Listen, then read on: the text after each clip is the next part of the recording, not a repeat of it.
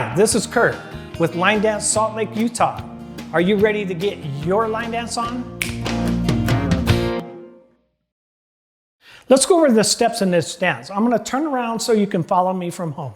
Weight starts on the left foot, bind to my right.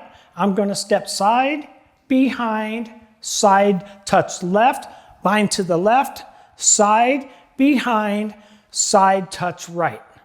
Next section, walking back, right, touch the left toe, step forward on the left, bring the right foot in, step forward on the left, and you're going to brush this right foot. Brush. Now you're going to bump twice to the right, twice to the left, and then you're going to roll right, left, replacing the weight on that left foot. From here, you're going to do a section of rock recovers.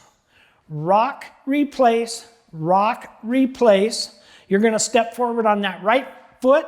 You're going to pivot a quarter turn to your left, replacing the weight on the left foot. You're going to stomp with the right foot and you're going to clap, and that is the end of the dance at your new wall. Those are the steps. I'm so excited to be here with you today. I'm going to show you the counts in this dance. Weight starts on the left foot. We're going to bind to the right.